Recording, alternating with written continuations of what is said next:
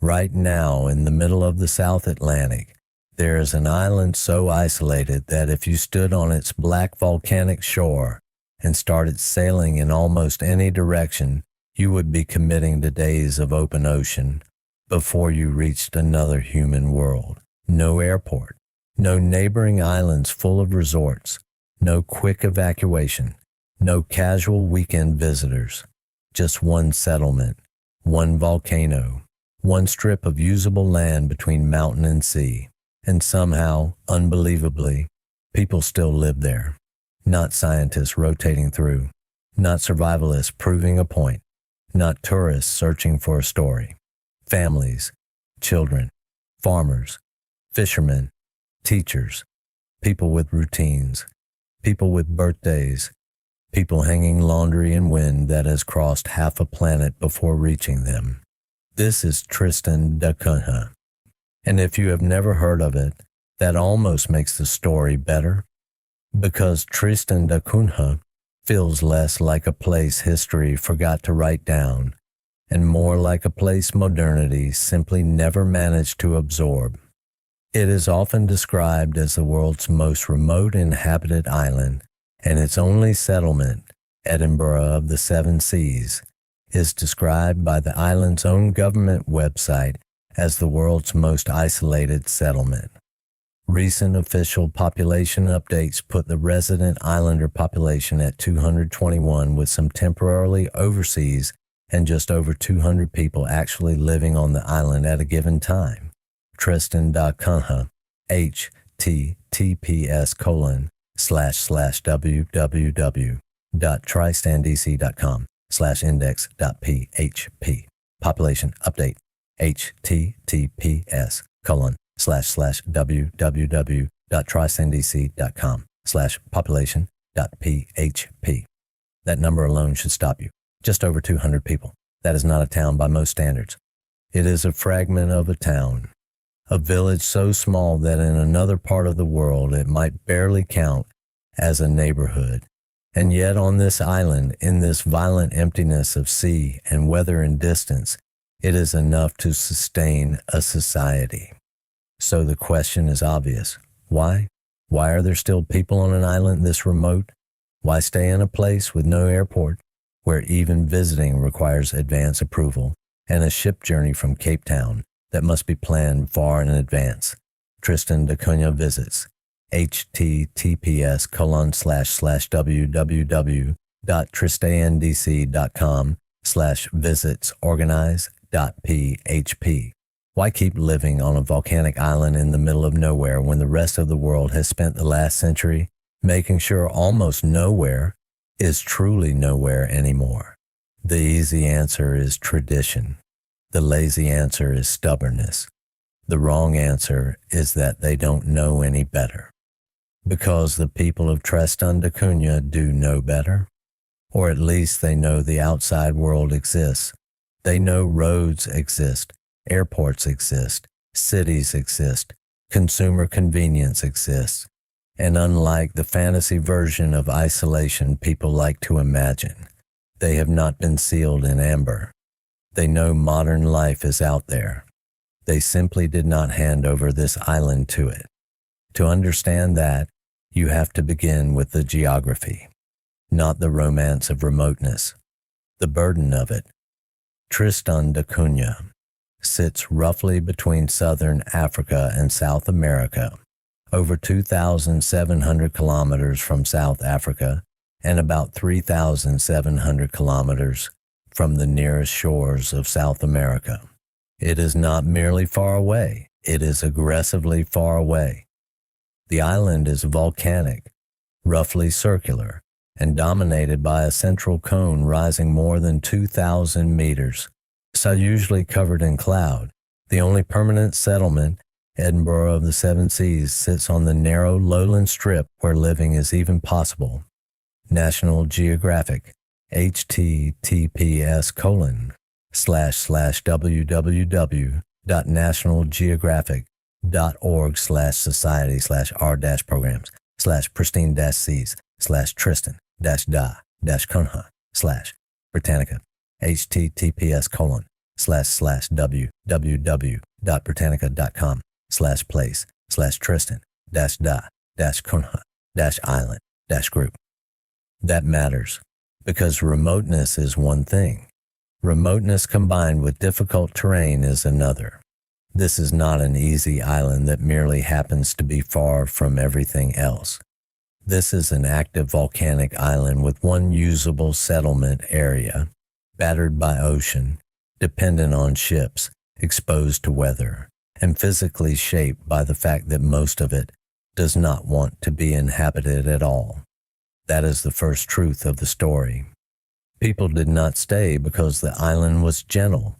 They stayed because, at some point, they decided the hardship was worth the belonging. And belonging on Tristan da Cunha is a different thing from belonging almost anywhere else. On the mainland, belonging is often soft now, optional, portable. You can leave one city for another, one job for another, one apartment for another, one social circle for another.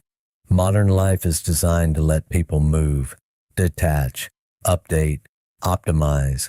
But on Tristan, belonging is still heavy, specific. A house is not just real estate. A family is not just private life. A settlement is not just an address. The island is the system. It holds the school, the church, the government, the fishing, the farming, the memory, the cemetery, the routines, the surnames, the future. When you live somewhere that small and that far away, place stops being scenery. It becomes structure, and that may be the deepest reason this island still has people on it, because structure is harder to replace than comfort. The history tells you even more. The island group was discovered in 1506, but permanent human life came much later. Attempts to settle it failed until the British formally annexed the island in 1816. When the garrison was withdrawn a year later, a few men stayed. Over time, they were joined by others: shipwrecked sailors, settlers of European background, women from St. Helena, and slowly a permanent population took shape. Britannica, https://www.britannica.com/place/Tristan-da-Cunha-island-group. That origin matters because it tells you what kind of place this always was.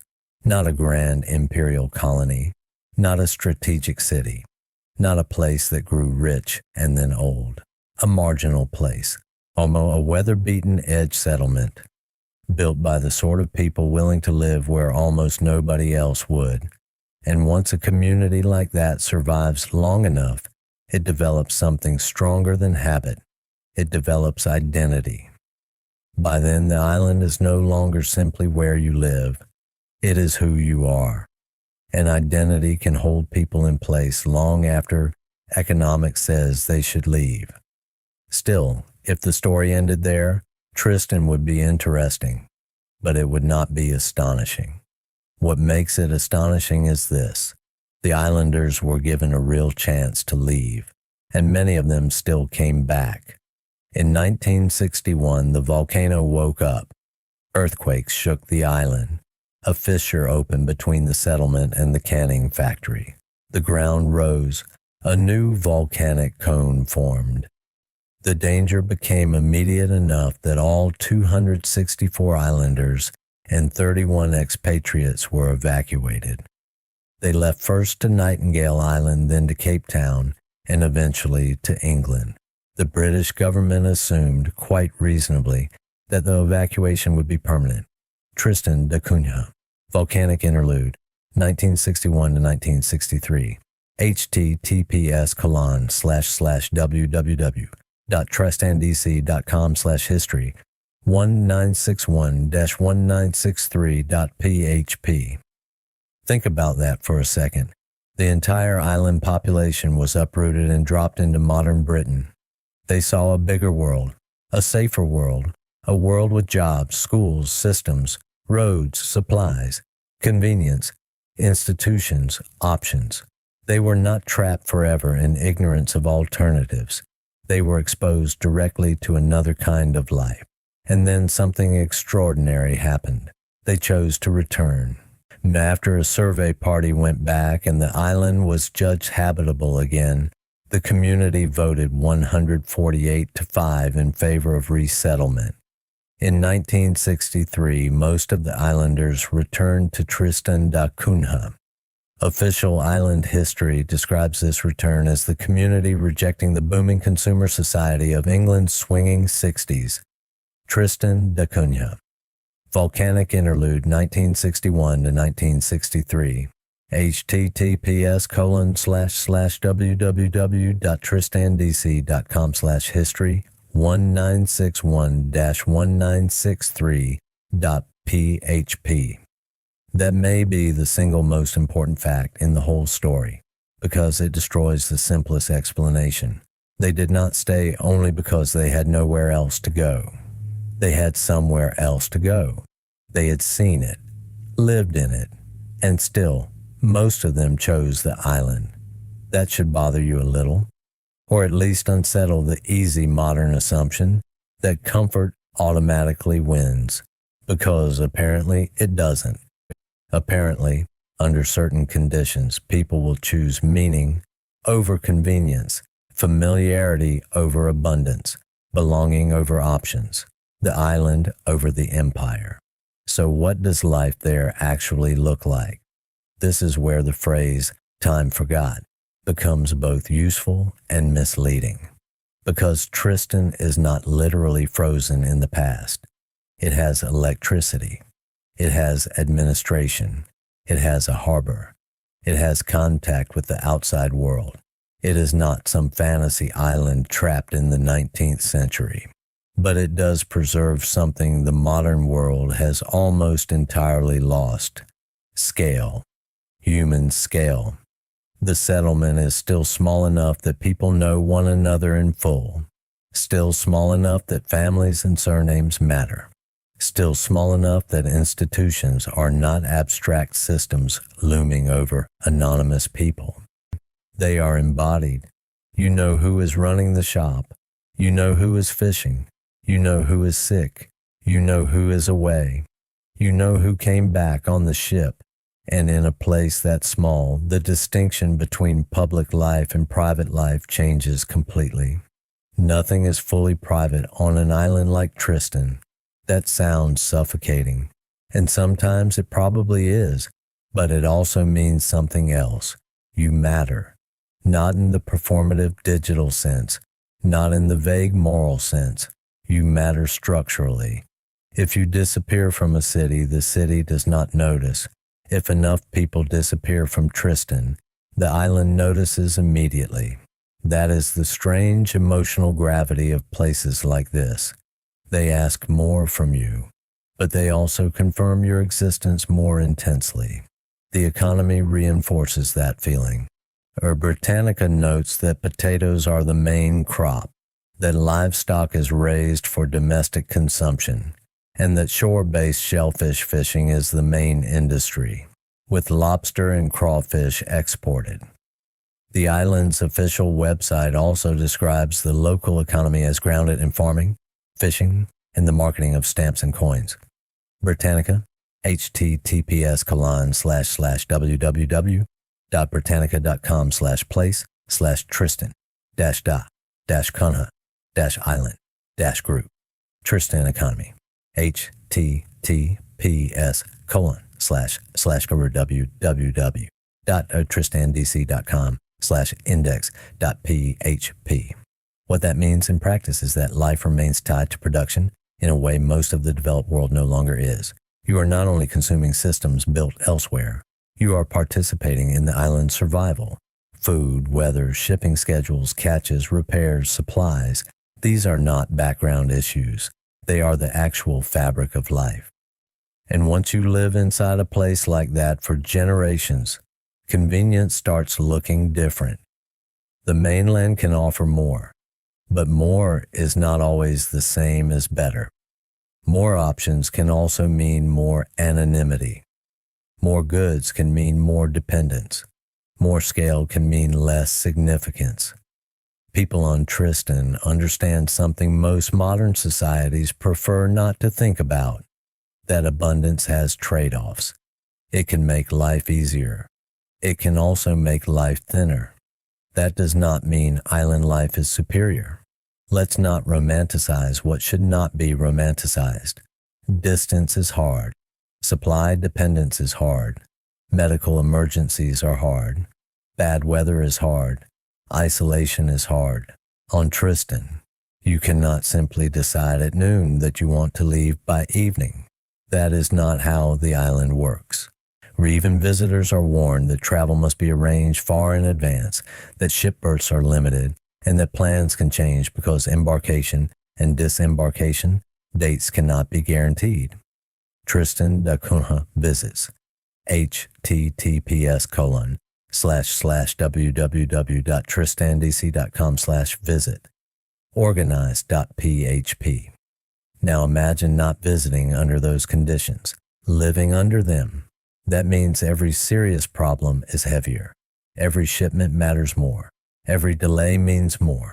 Every interruption in connection to the outside world is not an inconvenience, it is an event. And yet maybe that is also why the island still feels so different, because the outside world cannot flood in casually. It arrives slowly, on ships, through planning, through effort. Modern life usually dissolves old worlds by overwhelming them with speed.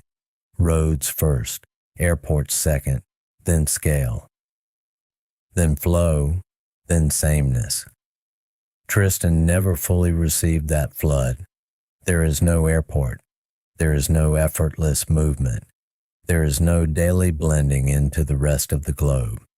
The island retains itself partly because access is still hard enough to protect it. That is one of the paradoxes of the place. Its inconvenience is also its defense, and maybe that is why The Island That Time Forgot works as a title even if it is not literally true. Time did not forget Tristan. Time tested it. Volcanoes tested it. Distance tested it. Modernity tested it. And still there are people there. Still a settlement. Still gardens. Still boats. Still names passed down. Still lives being lived on a volcanic island that by all modern logic should probably be emptier than it is. Imagine an ordinary day. Wind first. There is almost always wind in the imagination of Tristan, even when there isn't. Then sea. Then the mountain above the settlement. Clouded, present, impossible to ignore. Then practical life. People going to work. Children going to school. Someone checking on livestock. Someone checking shipping news. Someone working in an office. Someone out with fish. Someone fixing something because on an island like this, maintenance is not optional. It is how a community avoids being humiliated by isolation. That may be the central psychological difference between island life and mainland life. On the mainland, failure is often cushioned by systems. On Tristan, systems exist, but they are thinner, which means competence matters more, reliability matters more, preparation matters more. People often talk about isolated communities as if they are relics, but relics do not function. Tristan functions. That is the marvel. It is not dead. It is not decorative. It is alive. And living communities make demands. They need governance. The island has one. Britannica describes executive authority through a governor and administrator, while an elected island council helps govern daily life. Britannica, https://www.britannica.com/place/Tristan-day-Cunha-island-group. They need income. The island has that too, through fishing, agriculture, and niche forms of revenue tied to its uniqueness. Britannica, https://www.britannica.com/place/Tristan-da-Cunha- island-group. They need social continuity. Tristan has preserved that more successfully than most places on Earth. That continuity may be the real reason outsiders are so fascinated by it, because most of the world no longer feels continuous. Cities change too fast. Neighborhoods dissolve. Families scatter. Jobs replace one another. Platforms replace one another. Cultures flatten into a global feed. Everything updates. Everything moves. Everything becomes transferable. But on Tristan da Cunha, continuity is still visible. In the scale, in the surnames, in the return after the eruption, in the fact that people still choose this island even after seeing the outside world. That choice is what gives the island its emotional force. Not the remoteness alone, not the volcano alone, not the photographs of one tiny settlement beside one enormous ocean. The choice. People still live here. That is the whole story. And the phrase becomes more powerful the more you think about it, because still carries all the pressure. Still after the volcano. Still after modern Britain. Still after every economic argument for leaving. Still after the world became connected enough to make remoteness look irrational. Still after convenience became humanity's favorite religion. Still. This island is not simply surviving because nobody noticed it. It is surviving because a small group of people kept deciding that survival on their own terms was worth more than absorption into somebody else's version of a better life. You do not have to agree with that choice to be moved by it. You only have to understand what it costs. It costs access, ease, variety, speed, possibility. And in exchange, it gives something the mainland often struggles to provide, density of meaning. On Tristan, your life is not one interchangeable life among millions. It belongs to a place with edges, real edges, sea, rock, weather, distance, history. On most of the mainland, life now takes place inside systems so vast and abstract, they could replace you without leaving a bruise. On Tristan, replacement is harder. Every person is a larger fraction of the whole. Every departure matters more. Every return matters more. That is why the island can feel almost pre-modern even while existing firmly in the present. Because what it has preserved is not old technology. It is old seriousness. A seriousness about place, about community, about dependence, about continuity. That seriousness is rare now. And rarity always attracts myth. So yes, from the outside, Tristan da Cunha can look like an island that time forgot. A black volcanic outpost in the South Atlantic. A settlement hanging on at the edge of the map. A tiny human insistence surrounded by ocean. But maybe that phrase gets the story backward. Maybe time did not forget Tristan. Maybe the rest of the world forgot what places like Tristan once made ordinary. Distance, commitment, interdependence. The idea that a community could be small enough to know itself and remote enough to defend that knowledge from the flattening pressure of the modern world. That may be why this island stays with people. Not because it is cute. Not because it is quaint, because it feels like evidence that another kind of human life is still possible. Not easier, not purer, one not morally superior, just more rooted, more bounded, more aware of what it means to belong somewhere specific. One day, of course, even Tristan may change beyond recognition. The population may shrink further. The systems may modernize, the rhythm may loosen, distance may become less protective. The world always keeps arriving, even at the ends of the earth. But for now, the island is still there. The settlement is still there. The families are still there. The volcano is still watching over them, and in the middle of the South Atlantic, on a piece of land that should by all logic be lonelier than it is, people are still living ordinary lives in one of the most extraordinary places on Earth. That is what makes the island unforgettable. Not that it is remote, not that it is volcanic, not even that it is beautiful in that hard, ocean-beaten way. What makes it unforgettable is that the story is still in the present tense. People still live here.